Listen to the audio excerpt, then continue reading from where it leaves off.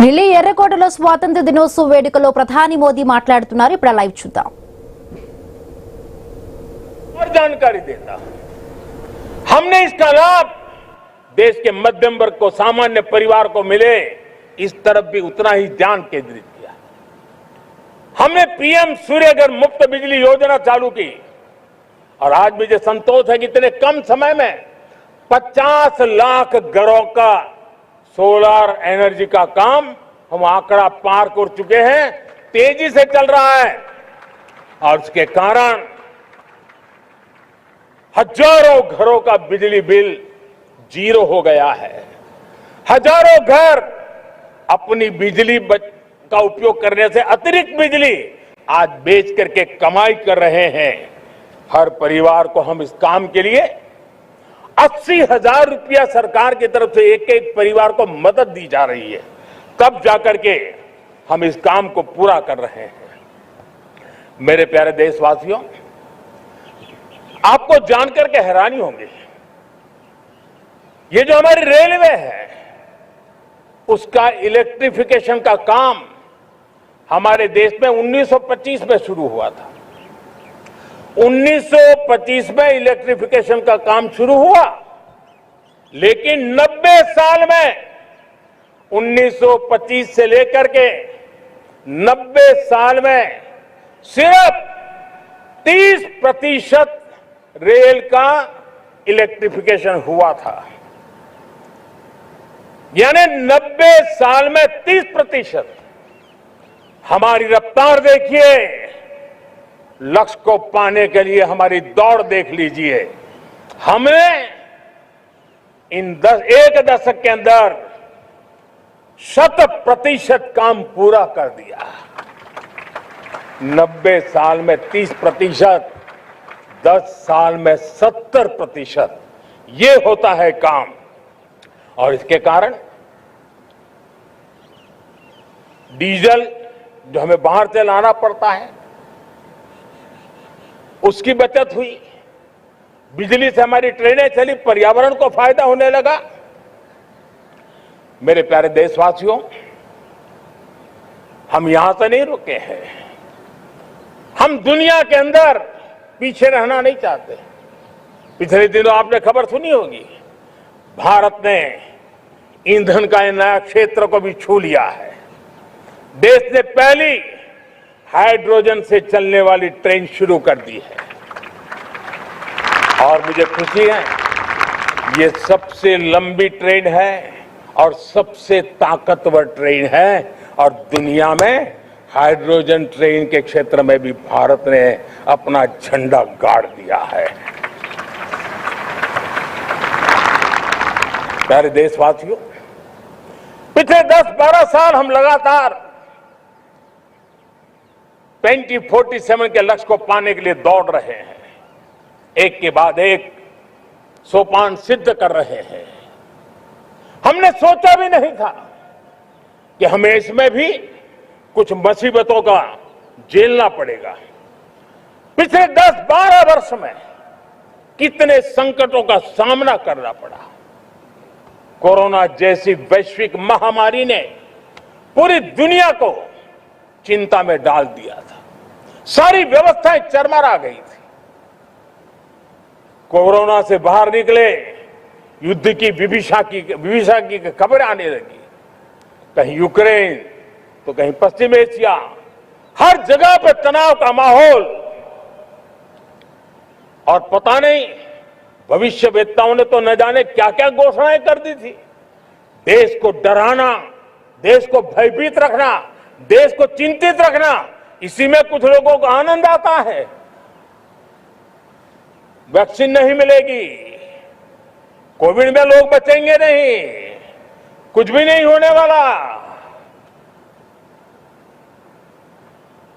Waste Asia का crisis आया, petrol pump पे पेट्रोल नहीं मिलेगा, गैस नहीं मिलेगा, डीजल नहीं मिलेगा, फर्टिलाइजर नहीं मिलेगा. सारी दुनिया भर की अफवाहें फैला करके भारत के लोगों को भयभीत करने का, डराने का, चिंता के अंदर डुबो देने का कुछ लोगों को आनंद आ रहा था. लेकिन देश ने देख लिया कि पिछले 10-12 साल की सुविचारित योजनाएं रंग ला रही है और हम इतने बड़े संकट के बावजूद भी नागरिक देवो भव के मंत्र को लेकर के जीते हुए भारत ने जो तैयारियां की थी, एक के बाद एक कदम उठाया था।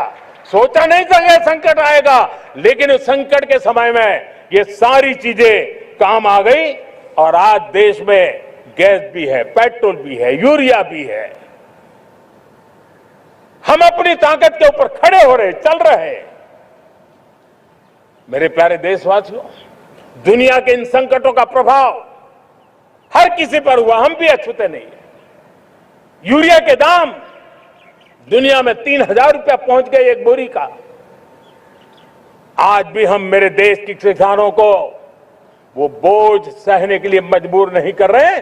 सरकार अपने कंधों पर वो बोझ उठा रहा है और दुनिया से जो 3,000 रुपया में यूरिया का बोरा हमें मिलता है, वो हमारे किसानों को हम सिर्फ 300 रुपये में दे पाते हैं।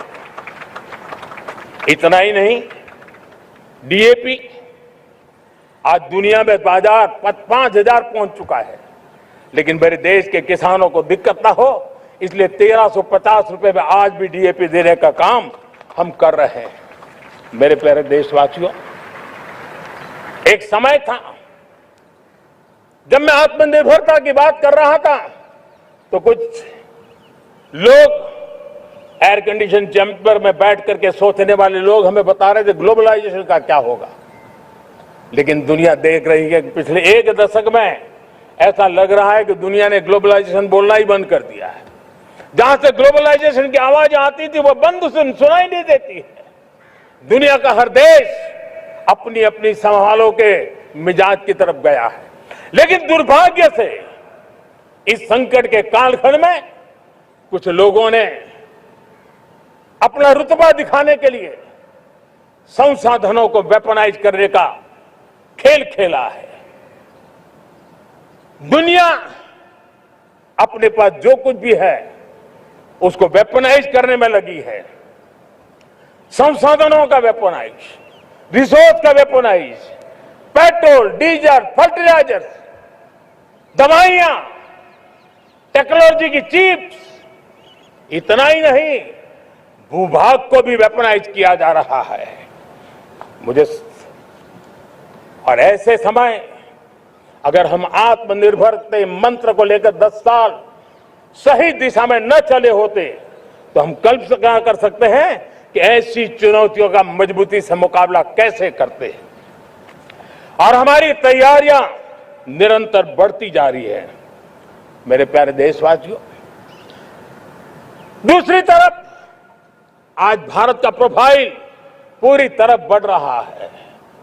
आज भारत दुनिया के लिए एक स्वीकृत और सम्मानीय देश के रूप में बन रहा है। भारत के पास स्थिर पॉलिटिकल मैंडेट है, स्थिर सरकार है, भारत का वाइब्रेंट लोकतंत्र है, भारत का मजबूत न्याय तंत्र है और हम सबको दिशा देने वाला भारत का संविधान है। और अब दुनिया हमारे इन सामर्थ्य को पहचानने लगी है और इसलिए 2014 के बाद दुनिया करीब करीब 40 देशों के साथ हमारा एफटीए एग्रीमेंट हो रहा है। अब देखिए कितना बड़ा अवसर आया है।